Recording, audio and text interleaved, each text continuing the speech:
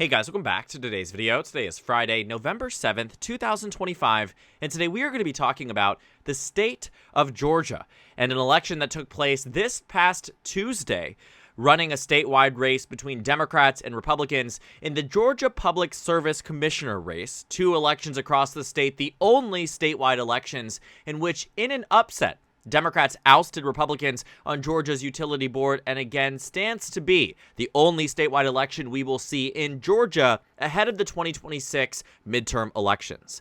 The state of Georgia has elections for practically everything, from agricultural commissioner to secretary of state to lieutenant governor and governor. And in this state, and in this election, the Public Service Commission had their race where 2 out of the 5 seats were up for re-election. Republicans had held these seats for over a decade each, and it was the Democrats who in this election ousted the Republicans by an overwhelming amount. I mean, quite literally one of the most significant numbers we've seen across the board in the state of Georgia. And to actually show you what the results looked like and not just talk at you about them, we can visually see just exactly how blue Georgia was in the race for Public Service Commissioner in the state. The Republican incumbent, Tim Echols, won about 37.3% of the vote against Alicia Johnson in this state. The Democrats trounced the Republicans, and not even by a small amount. In the other race that we saw, very similar, the special election for Commissioner 3 here was roughly an identical margin. The Democrats won with 63% of the vote against the Republican incumbent, Fitz Johnson, in this race. Yet again, another example of Democratic enthusiasm on full display.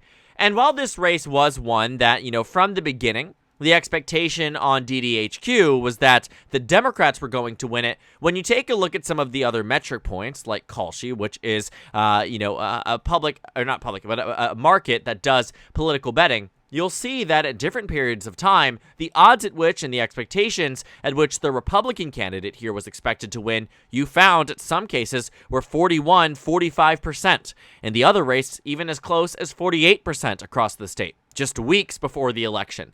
And yet on election day, Georgia not only sends 2 Democrats to the board here, but does so by a margin that puts every single Democratic performance in any battleground state, even in the Tuesday election, to shame, as a state that voted for Donald Trump and yet now is voting for Democrats statewide by 25 points.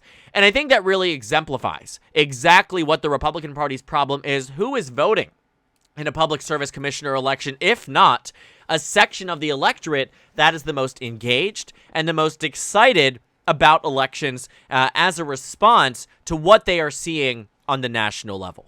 What the New York Times article mentions, not as in depth as I think that, other sources would, considering that we're looking at this from, yes, there's a lot of takeaways. Voters are angry about the status of their bills. They're angry about the status quo in Georgia. And so, of course, they're going to take that out against the incumbents. But keep in mind, these incumbents, in many cases, have been in office for exceptionally long periods of time. Alicia Johnson and her opponent here against Tim Echols has been in this race since 2011. Right? 2011 was the time at which I was in the 2nd grade. And so to think that we have to wait all that time, I graduated college in May, to think that we've gone all that time where he's been in office, going on to lose in an election year like this, the results are quite good for the Democratic Party, that you'll find that this margin here rivals that of a landslide in the state of Georgia.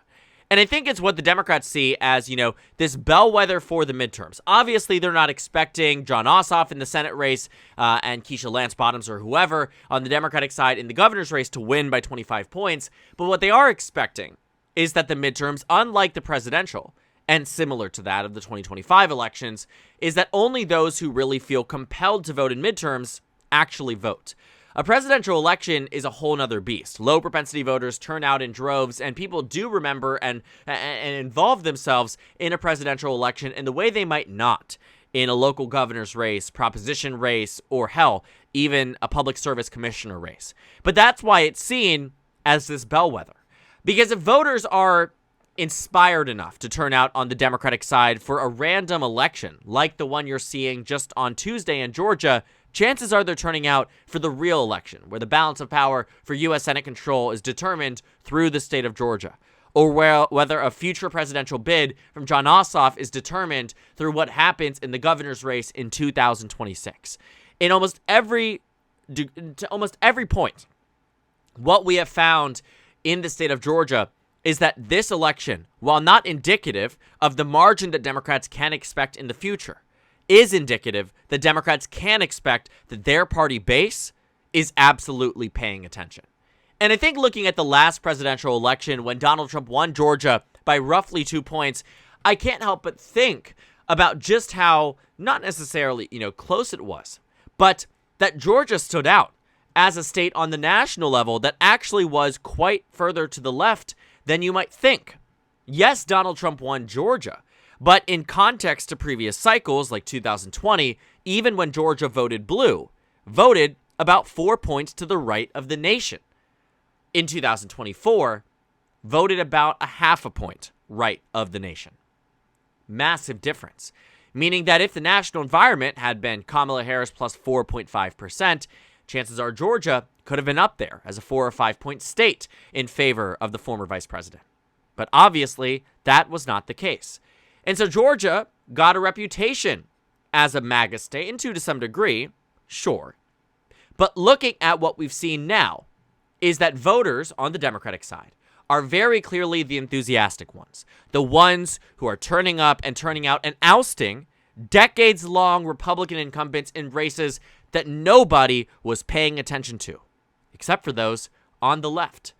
But back to this point about Georgia relative to other states too, I think about the 2016 election, when Georgia was a state Trump won by a likely margin, won it by 5.1%, while Hillary Clinton was winning nationally by 2.5, Trump won it by 5.1. That's about a 7.5 point difference between vote share in Georgia than on the national level. And then seeing in 2020 that it was about a 4.5 point victory or 4 point, difference. That's, a pretty significant reduction. And as was the case again, what was that? A 3.5% difference between 2016 and 2020. The difference between 2020 and 2024, get this, is roughly 3.5%, which stands to reason that Georgia is already trending as a Democratic state, and Tuesday's results showed exactly what that might look like, and exactly how this very solid and locked-in portion of the electorate really turns out in the elections that even we were not tracking on our radar. But it is phenomenal news for the Democratic Party in Georgia. Because as it pertains to some of the more nationalized races, I think about the Republicans who the Georgia GOP party chair came out publicly and begged them, pleaded with them to stop infighting. Because all of the money they've raised thus far has been spent entirely on tearing each other down. And is there a clear frontrunner? The honest answer, probably not. Mike Collins stands to be the best performing Republican, but even he in a three-way race can't crack a third of the vote. Voters are still largely undecided, and Donald Trump is yet to make an endorsement in the Georgia Senate race. But until this primary is wrapped, Jon Ossoff, as the incumbent Democrat who's raised $54 million to his name for his re-election, is in a great position to win said re-election. Enough so that even Race to the White House rates it as a lean Democratic state, and there hasn't been a single survey that suggests any Republican who has announced thus far can beat Jon Ossoff. And so that's why metrics like these only stand to show that Democrats are in a better position. And thinking, too, about, the markets we might expect, let's head over to politics here. We'll look at the 2026 elections. Hopefully we can actually get there. Let's just go ahead and take a look at the 2026 Georgia Senate race here. Let's delete this. Georgia Senate. You're watching me type in front of you. But you'll see that the odds have roughly been quite strong for Jon Ossoff. Were they always? The answer is no. When there was hypothetical, this possibility that Brian Kemp would enter into the race, there was certainly some hesitancy. But since then, things have been quite good. And since that election on Tuesday, no real reason to think that the results should be anything different. Jon Ossoff probably does have a 75% chance of victory in 2026. But that's a good thing for Democrats in a state that Kamala Harris lost.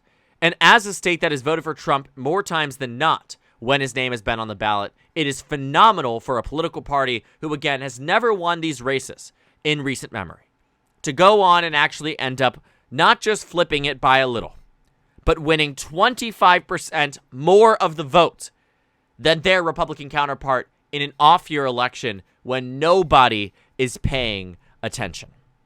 That, in and of itself, is a news story and one worth looking at.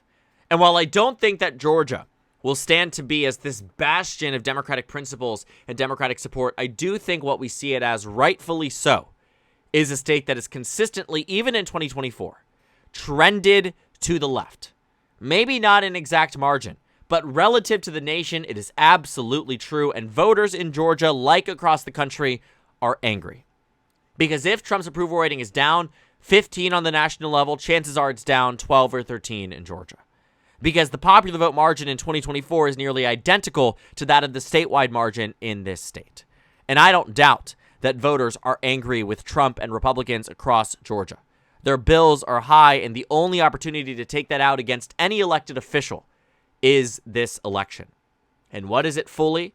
Not just in Virginia, not just in New Jersey, not just in California, and not just in New York City, but across the country. Democrats have nothing short of a wave year in 2025, and a margin and a result that tells them and shows them what a strong 2026 might look like. And it arguably probably does excite Democrats very much so, because it should, because it shows them a reality that if they fight for, and if they continue down this pathway of consistent overperformances, could very well be maybe closer to reality than we think. And what Georgia's results showed us is that is absolutely the case. And so while it may be an upset, it is a 25-point upset, and one that Democrats should be exceptionally proud about, because what it means is that not just contained to the high-profile races where tens of millions of dollars are being poured into it, and Obama is campaigning in North and South Jersey and Virginia and Northern and Southern Virginia and endorsing in California and speaking in a podcast in favor of a Democratic nominee in New York City. These things are happening all across the country, high-profile or not. And Georgia is just the most recent example of that, and a very strong showing for the Democratic Party statewide. So thank you guys so much for watching this video. Make sure to comment down suggestions below. Subscribe on the left if you haven't already, and check out the Instagram and Twitter. At the bottom left of the screen, there's also a Discord server for you to go ahead and join. On the screen, there's a video for you to watch, and then a playlist for my 2026 House election analysis videos. Again, thank you guys so much for watching, and I will see you all later today.